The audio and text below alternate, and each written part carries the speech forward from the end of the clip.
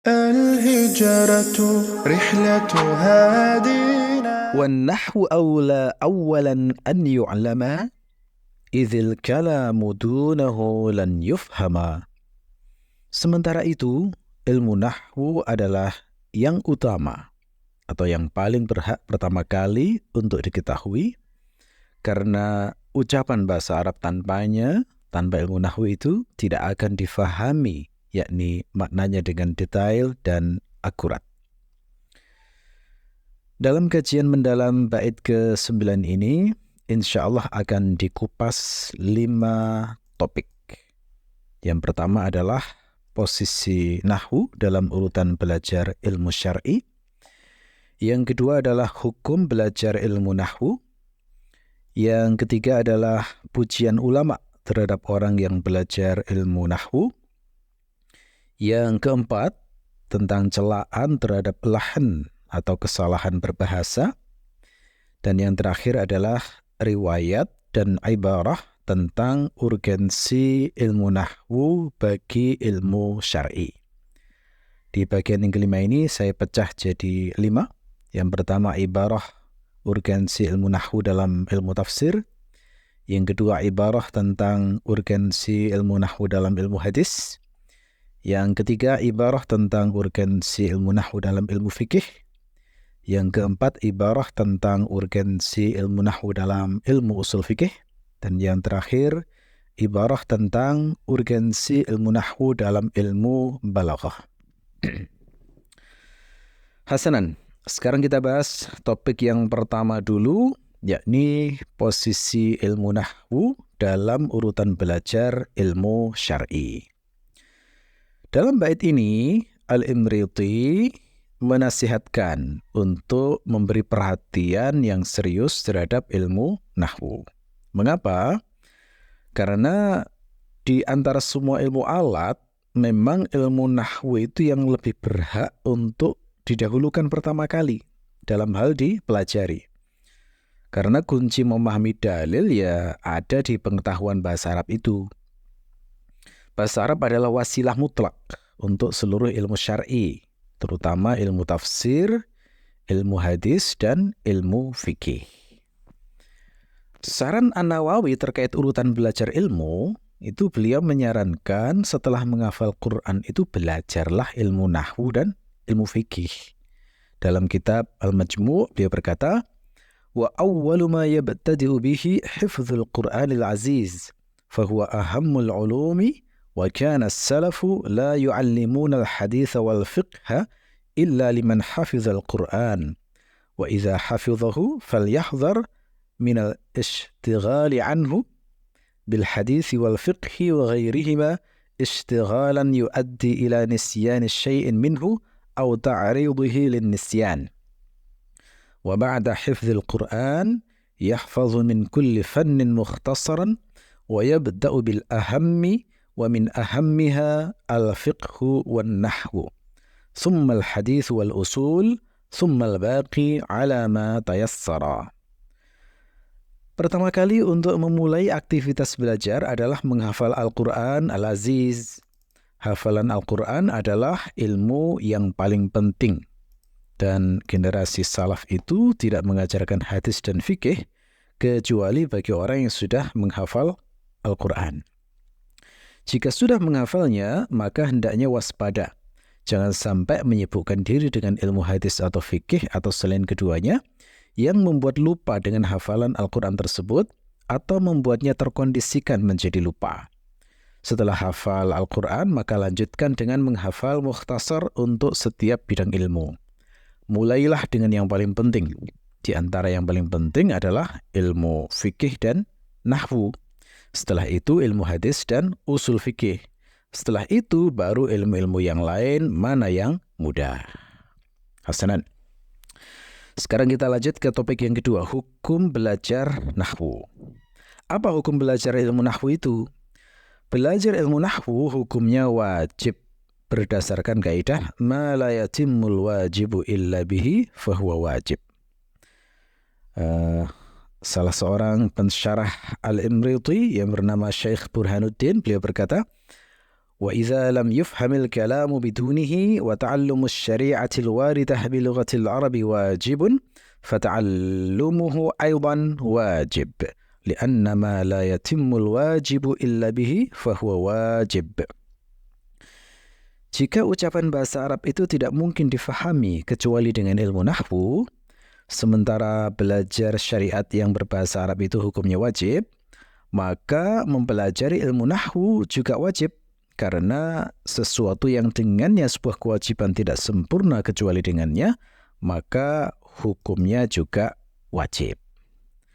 Nah, status wajib ini adalah fardu kifayah untuk seluruh muslim di sebuah negeri, tapi fardu ain bagi pengajar tafsir dan hadis. Sebagaimana dinyatakan oleh Syekh Ahmad Zaini Dahlan, beliau berkata, wa hukmu syari'i fihi wujubuhul kifai ala ahli kulli nahiyatin wal aini ala qari'it tafsir wal hadis. Hukum syarak mempelajari ilmu nahwu adalah wajib kifayah bagi seluruh penduduk di sebuah daerah, dan wajib ain bagi pengajar tafsir dan hadis. Nah, hanya saja patut dicatat, belajar ilmu nahwu ini wajib hanya bagi non-Arab. Jika asli Arab yang sudah paham bahasa Arab tanpa nahwu, maka hukumnya tidak wajib. Burhanuddin berkata, lakinna hadza la yattaridu 'ala al-umum, fa inna man kana lisanuhu arabiyyan yumkinuhu an yafhama min asy-syari'ah ma yajibu 'alaihi min umur ad-diyanah bidunin nahwi. Akan tetapi hal ini tidak berlaku secara umum, sebab orang yang bahasanya memang Arab, maka dia bisa memahami perkara wajib baginya dalam syariat terkait dengan urusan agama tanpa belajar ilmu nahwu. Hasanan, sekarang kita masuk ke topik yang ketiga, pujian ulama terhadap orang yang belajar ilmu nahwu. Ada sejumlah ibarah di kalangan ulama yang menunjukkan bagaimana mereka memuji orang yang belajar ilmu nahwu. Misalnya yang tercantum dalam kitab Al-Masun fil Adab, an Wahb bin Jarir bin Hazim an abihi qala, ya bunayya ta'allamin nahwa فإنك لم تعلم منه بابا إلا تدرعت من الجمال استربالا. Dari Wahab bin Jarir bin Hazim, dari ayahnya, beliau berkata, wahai putraku, belajarlah ilmu nahwu. Sesungguhnya tidaklah engkau belajar satu bab darinya, kecuali engkau menambah perlindungan diri dengan satu pakaian keindahan. Termasuk juga ucapan Ibnu Syubrumah. Riwayatnya begini, qala Ibnu Syubrumah, ra'aitu 'ala imra'atin ma ra'aitu 'ala imra'atin libasan ajmala min simanin wa ma ra'aitu 'ala rajulin libasan ahsana min fasahah. Ibnu Syubrumah berkata, tidaklah aku melihat pakaian yang lebih indah pada seorang wanita selain kesintalan tubuh, dan tidaklah aku melihat pakaian yang lebih indah pada seorang lelaki selain kefasihan. Hasanan, sekarang kita masuk ke topik yang keempat, yakni celaan terhadap lahan atau kesalahan berbahasa. Sekedar mengingatkan, kalau disebut lahan itu lawannya i'rab. Jadi i'rab itu bisa melafalkan bahasa Arab sesuai kaidah dengan benar. Kalau lahan itu lawannya, berarti melafalkan bahasa Arab dengan salah. Jadi melakukan kesalahan berbahasa, entah i'rabnya salah, sharafnya salah, dan sebagainya. Ada riwayat bahwa Abu Bakar As-Siddiq itu memuji i'rab dan mencela lahan. Misalnya dalam kitab Akhbarun Nahwiyin dikatakan, qala Abu Bakr As-Siddiq radhiyallahu anhu, la an aqra'a fa asquta ahabbu ilayya min an aqra'a fa alhan. Abu Bakar berkata, aku membaca lalu aku jatuh lebih aku sukai daripada aku membaca lalu melakukan lahan atau kesalahan berbahasa. Ada juga riwayat yang menunjukkan bagaimana bencinya ulama zaman dulu terhadap lahan, misalnya yang tercantum dalam kitab Ghurarul Khasa'isil Wadihah. Riwayatnya begini, tarafa'a ila Ziyad rajulun wa akhuhu fi mirath, faqala inna abuhu mata wa inna akhina wathaba ala mali abana fa'akalahu. Faqala Ziyad, "Allazi adha'ta min nafsika adarru 'alaika mimma adha'ta min malika." Wa amma al-qadhi faqala, "La rahimallahu abaka wala jabara 'azma akhika. Qum fi la'natillahi wa harri saqarihi." Seorang lelaki dan saudaranya saling mengadu kepada Ziyad terkait masalah warisan. Lelaki itu berkata, "Sesungguhnya ayahnya meninggal dan saudara kami ini mengangkangi harta ayah kami dan memakannya." Nah, tapi dia mengucapkan kalimat ini dengan i'rab yang salah ya, karena dia merafa'kan isim inna yang pertama, menjarkan isim inna yang kedua, dan menasabkan mudhaf ilaih. Lalu Ziyad berkata, "Sesuatu yang hilang pada dirimu itu lebih berbahaya bagimu daripada hilangnya hartamu." Adapun sang hakim maka dia berkata, "Semoga Allah tidak merahmati ayahmu dan tidak menghilangkan kesusahan saudaramu. Bangkitlah dalam laknat Allah dan panas neraka Saqar." Nah, seperti ini ya kebencian seorang ulama di zaman dulu terhadap orang yang melakukan lahan terhadap bahasa Arab.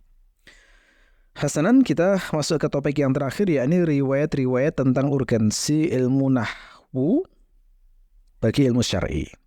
Nah, dalam kitab Al-Matali' As-Sa'idah fi Syarhil Faridah halaman 74 sampai 79, As-Suyuti menjelaskan panjang lebar sejumlah ibarah yang menunjukkan pentingnya ilmu nahwu dan urgensinya ilmu tersebut untuk ilmu-ilmu syar'i yang lain.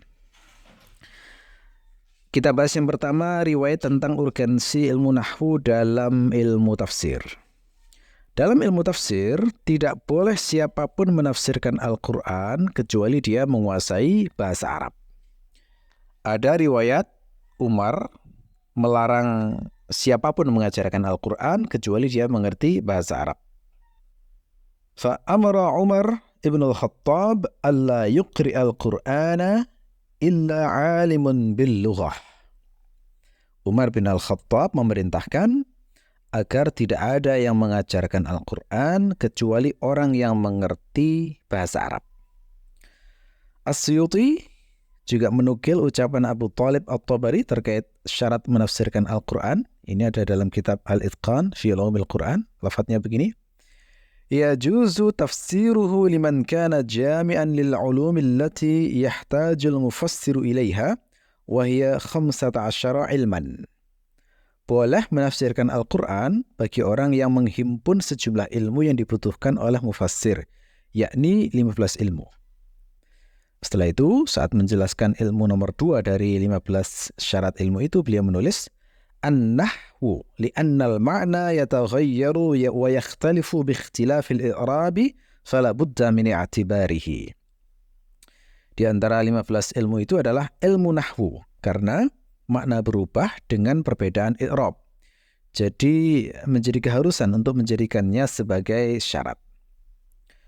Ada juga contoh kebodohan bahasa Arab orang di masa lalu yang membuat orang itu menjadi ngawur dalam menafsirkan Al-Quran. Misalnya, kisah tentang orang yang menafsirkan lafaz imam sebagai bentuk jamak dari ummun. Nah, tafsir seperti ini disebut Az-Zamakhsyari sebagai bid'ah tafsir. Beliau menulis, "Wa min bid'at tafasir annal imama jam'u ummin wa anna an-nasa yud'auna yawmal qiyamah bi ummahatihim wa anna al-hikmata fi ad-du'a'i bil ummahati duna al-aba ri'ayatu haqqi Isa alaihi salam wa izharu syarafil Hasan wal Husain wa an la yaftadhiha auladuz zina." Di antara bid'ah tafsir adalah ketika mengatakan imam itu jamak ummun, dan bahwasanya ayat yang mengatakan bahwa setiap orang akan dipanggil di hari kiamat beserta imam mereka itu bermakna manusia akan dipanggil pada hari kiamat dengan nama-nama ibu mereka, dan bahwasanya hikmah memanggil dengan nama ibu selain bapak adalah untuk memperhatikan hak Nabi Isa alaihissalam. Juga untuk menunjukkan kemuliaan dua cucu Nabi, Al-Hasan dan Al-Husain. Juga agar anak-anak zina tidak tersingkap aibnya. Ya, itu contoh-contoh riwayat dan ibarah yang menunjukkan urgensi ilmu nahwu dalam ilmu tafsir. Sekarang kita lanjut ke berikutnya, riwayat atau ibarah tentang urgensi ilmu nahwu dalam ilmu hadis. Ya. Ilmu hadis itu juga butuh bahasa Arab. Ya, misalnya yang tercantum dalam kitabnya Ibnu As-Salah, yanbaghi lil muhaddisi an la yarwi hadithahu biqira'ati lahanin aw musahhifin. Seorang pemerhati hadis seyogyanya tidak meriwayatkan hadisnya melalui bacaan orang yang sering melakukan kesalahan berbahasa Arab atau orang yang keliru dalam menulis atau membaca hadis. Kata Al-Asma'i, orang yang tidak belajar bahasa Arab lalu meriwayatkan hadis, itu dikhawatirkan termasuk calon ahli neraka. Riwayatnya begini. An Abi Dawud As-Sinji qala, sami'tu Al-Asma'i yaqulu, inna akhwafa ma akhafu ala talibil ilmi idza lam ya'rif an-nahwa an yadkhula fi jumlati qawli an-nabiy sallallahu alaihi wasallam, man kathaba alayya falyatabawwa maq'adahu minan nar, li'annahu sallallahu alaihi wasallam lam yakun yalhan, famahma rawaita anhu wa lahanta fihi kadzabta alaihi. Dari Abu Dawud As-Sinji, beliau berkata, aku mendengar Al-Asma'i berkata, sesungguhnya yang paling aku khawatirkan terhadap penuntut ilmu adalah ketika dia tidak mengetahui ilmu nahwu, kemudian dia termasuk sabda Nabi, barang siapa berdusta atas namaku, maka silakan menempati tempat duduknya di neraka. Sebab beliau tidak pernah melakukan kesalahan berbahasa. Jadi setiap kali engkau meriwayatkan dari beliau yang engkau melakukan kesalahan berbahasa pada sabda beliau, berarti engkau berdusta atas nama beliau. Kata Ibnu As-Salah, penuntut ilmu hadis harus belajar bahasa Arab, nahwu, dan leksikologi. Kata beliau, فَحَقٌّ عَلَى طَالِبِ الْحَدِيثِ أَنْ يَتَعَلَّمَ مِنَ النَّحْوِ وَاللُّغَةِ مَا يَتَخَلَّصُ بِهِ مِنْ شَيْنِ اللَّحْنِ وَالتَّحْرِيفِ وَمَعَرَّتِهِمَا. Sudah selayaknya bagi penuntut ilmu hadis atau penuntut hadis agar belajar ilmu nahwu dan leksikologi yang membuatnya terlepas dari aib lahan, yakni kesalahan berbahasa, tahrif, yakni salah baca atau salah tulis, dan keburukan keduanya. Syubah ulama yang lain itu mengumpamakan orang yang memburu hadis tapi tidak mengerti bahasa Arab itu seperti pakaian burnus yang tidak punya kepala. Ibnu As-Salah menulis, an Syu'bah qala, man talaba al-hadis wa lam yubsir al-arabiyyah famathaluhu mathalu rajulin alaihi burnus laysa lahu ra'sun. Dari Syu'bah beliau berkata, barang siapa menuntut hadis tapi tidak menguasai bahasa Arab, maka perumpamaannya seperti lelaki yang memakai burnus, yakni tidak punya kepala. Hammad bin Salamah malah mengumpamakannya seperti keledai. Dalam kitab Ma'rifatu Anwa'i Ulumil Hadis dikatakan, wa an Hammad bin Salamah qala, mathalul ladzi yatlubul haditha wa la ya'rifu an-nahwa mathalul himar alaihi mikhlatun la sya'ira fiha.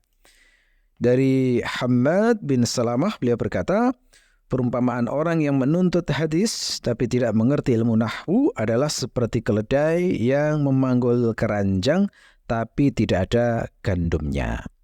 Jadi ringkasnya ilmu nahwu itu jelas dibutuhkan dalam ilmu tafsir dan juga ilmu hadis. Haram hukumnya siapapun berbicara tentang kalamullah dan tafsir hadis Nabi kecuali dia menguasai bahasa Arab dulu. Baik, kita lanjut yang berikutnya, yakni riwayat atau ibarah tentang urgensi ilmu nahwu dalam ilmu fikih. Ya. Ilmu fikih itu jelas butuh bahasa Arab.